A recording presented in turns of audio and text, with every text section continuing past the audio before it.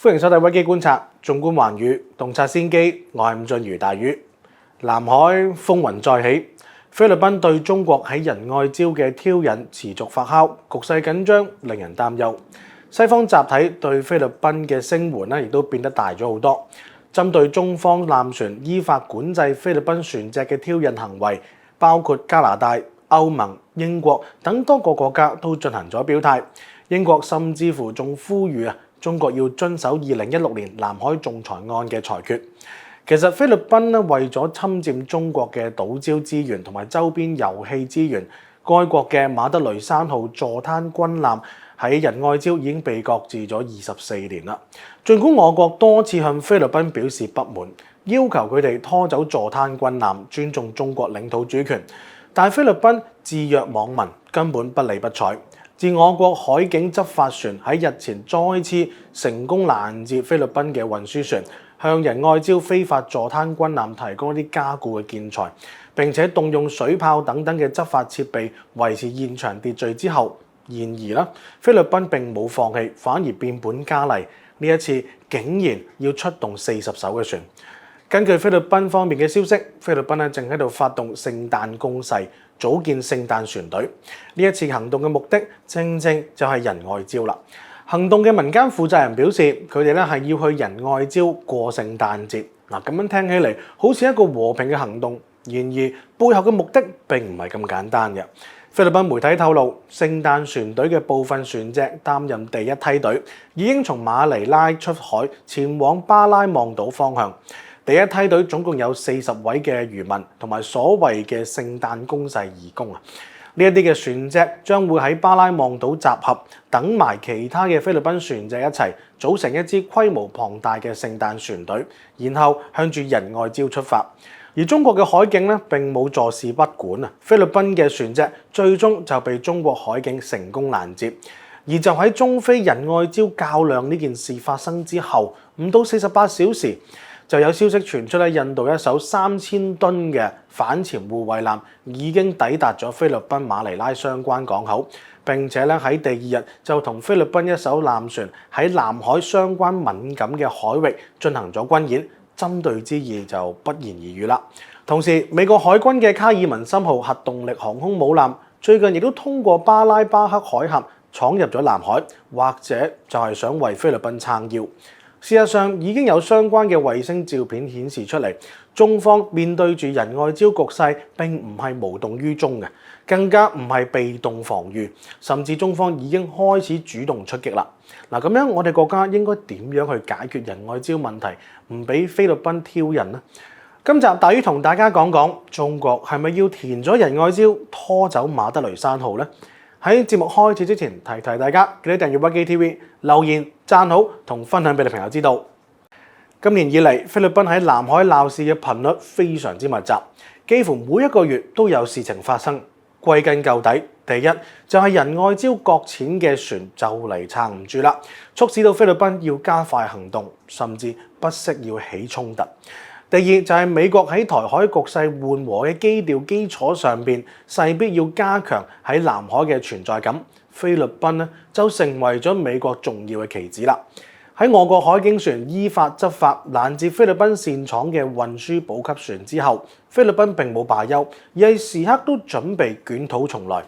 日前，菲律賓總統小馬可斯就聲稱，近呢幾個月以嚟，南海緊張嘅局勢有增無減，源於中國展現出嚟嘅挑戰。一個更加自信嘅中國對亞洲鄰國構成嚴重嘅挑戰。單單只係日菲協議仲唔夠，需要更加多嘅國家參與入嚟，結成一個強大嘅聯盟，就好似美日菲三邊合作一樣。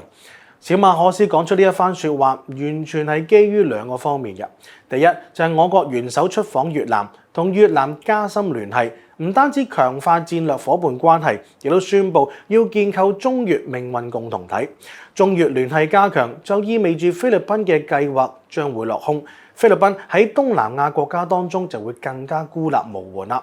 第二就係菲方同我國喺仁愛礁對峙當中已經使出咗渾身解數，窮盡各種嘅手段都冇辦法達到目的。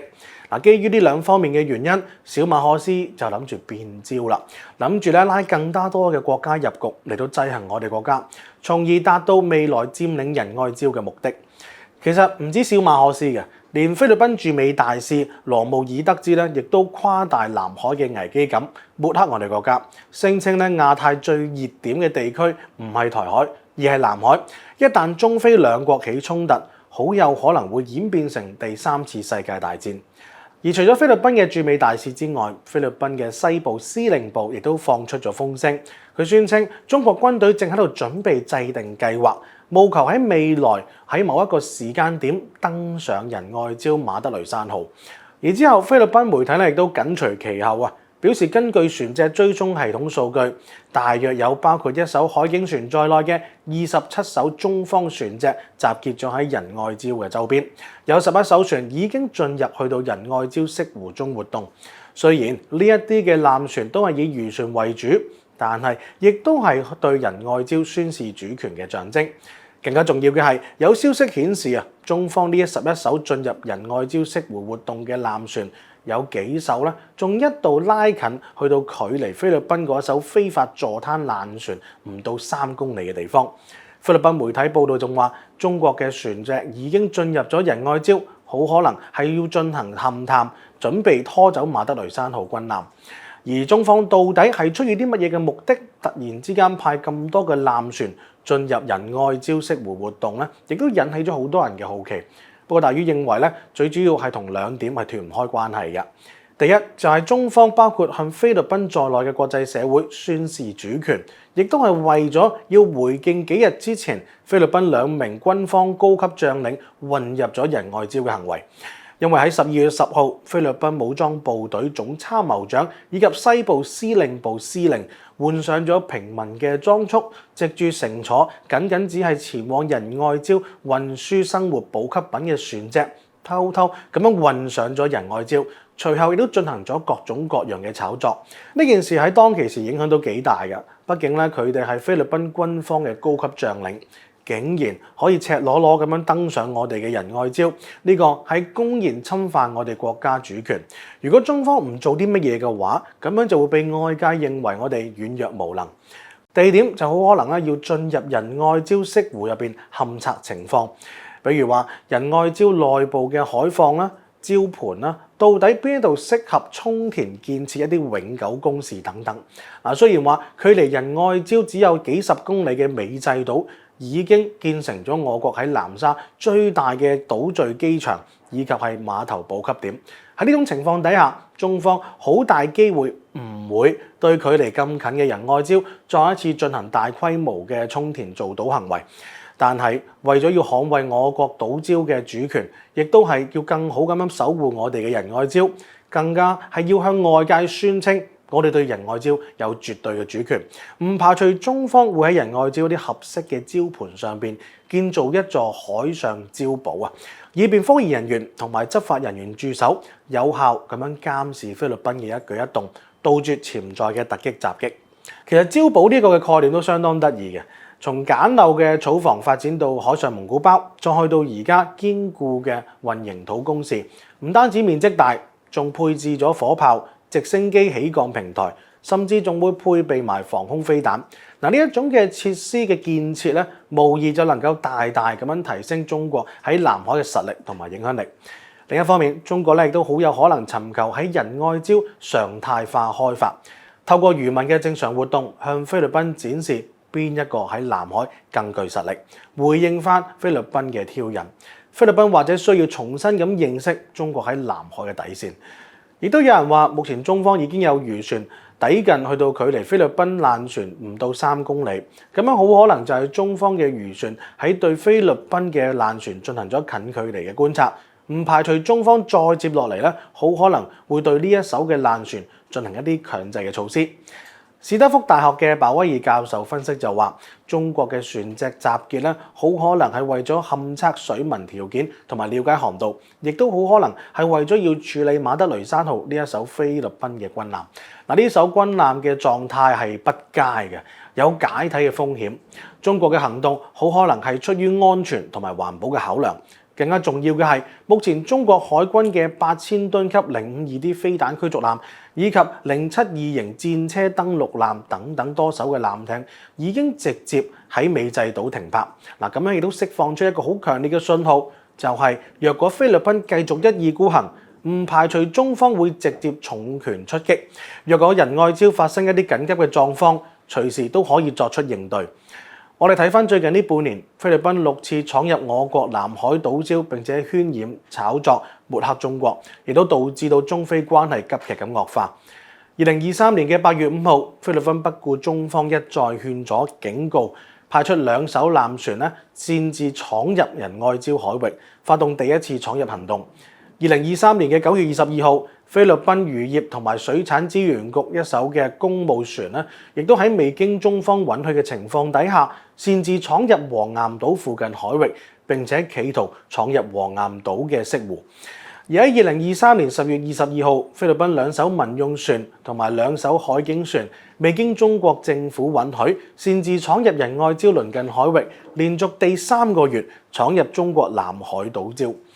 2023年11月10號，菲律賓2艘運輸補給船同埋3艘嘅海警船，亦都擅自闖入仁愛礁附近海域，第4次衝入我哋中國南海島礁。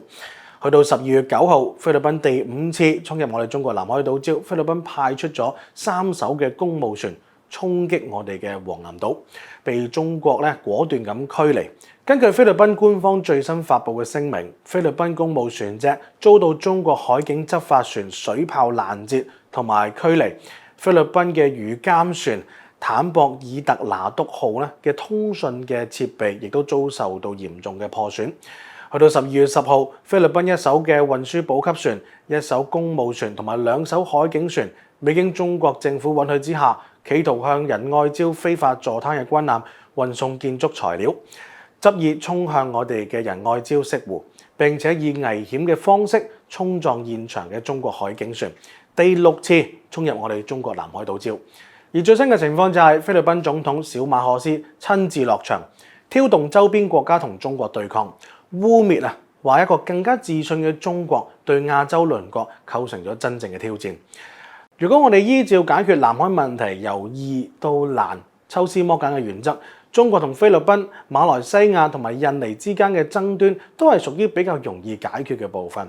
而而家菲律賓急不可耐咁跳出嚟挑釁中菲南海爭端，或者已經去到解決嘅關鍵節點㗎啦。中國要從容咁應對菲律賓嘅挑釁，仲要應對半月礁嘅部署。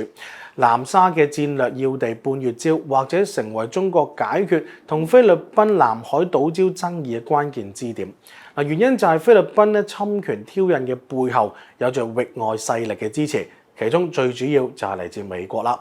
美國今年喺菲律賓新增咗4個軍事基地，3個位於北部呂宋島，針對台灣同埋黃岩島；一個就位於最東南方嘅巴拉巴克島，扼住咗中國通往巴拉巴克海峽進入太平洋嘅戰略通道。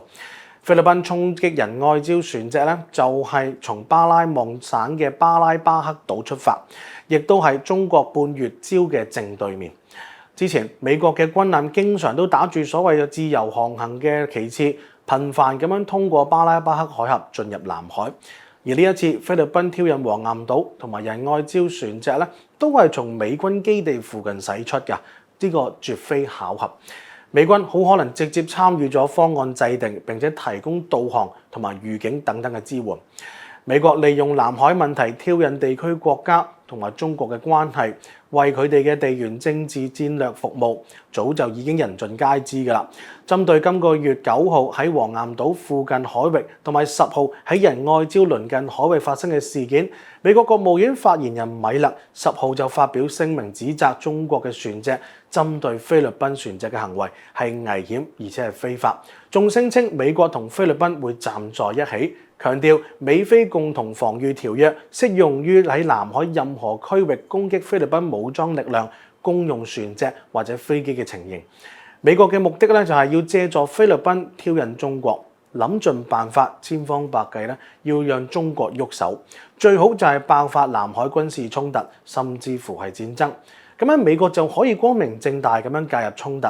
至於點樣介入嘅程度有幾深呢？我哋就不得而知啦。最大嘅可能就係要複製烏克蘭模式，令到菲律賓繼續往前衝，美國咧就給予軍事援助，然後美國就可以好似制裁俄羅斯咁樣制裁中國，以此拖垮中國嘅經濟，遲滯甚至乎打斷我哋中國崛起同埋復興嘅進程。然後下一步就係要引起海警同埋海軍嘅高度警戒，唔排除美國以及係南海相關嘅域外國會繼續喺南海問題上邊煽風點火，並且製造緊張嘅氣氛，甚至乎仲會拉住菲律賓一齊舉行軍事演習或者所謂嘅巡邏行動嚟到搗亂。甚至菲律賓方面咧，好可能會恃住有一啲國家嚟到南海撐腰，或者會喺未來短時間入邊再一次喺我哋仁愛礁嘅海域進行挑釁，包括發動更加大規模嘅強闖島礁行動等等。不過而家咧同以前就唔同啦，隨住中方越嚟越強大嘅整體國力同埋軍事實力，我哋喺南海嘅軍事優勢亦都越嚟越明顯。而從中方最近嘅行為，或者可以透露出中方喺接住落嚟會進一步對仁愛礁採取嘅措施，更加有可能係喺度等緊一個絕佳嘅機會，到時候就可以瞬間出擊，將仁愛礁問題完全解決。實際上，中南半島呢一片區域，無論係最難搞、最有野心嘅越南，定係常年都俾印度嘅南亞版門羅主義壓住嘅不丹，都已經被中國拉埋一齊。傾得到，理順咗地區嘅局勢。換言之，中國嘅棋局已經擺好咗㗎啦，就係唯三缺一。美國喺中南半島到南海呢一片嘅區域，能夠落腳嘅地方就只係剩翻菲律賓呢一度。最後，大於想講喺仁愛礁嘅問題上邊，時間係企喺我哋國家呢一邊嘅，急嘅係菲律賓。菲律賓恨不得我哋國家嘅軍隊能夠登上呢艘嘅爛船，咁樣就能夠令到美國落手啦。我哋國家只要保持住戰略定力，做好充足嘅準備，菲律賓應該佔唔到任何嘅便宜㗎。呢度係屈機觀察，我係伍俊瑜大魚，我哋下一集再見。最後，記得訂閱我哋屈機 TV 嘅頻道，留言讚好同埋分享俾身邊嘅朋友。我哋下集再見啦！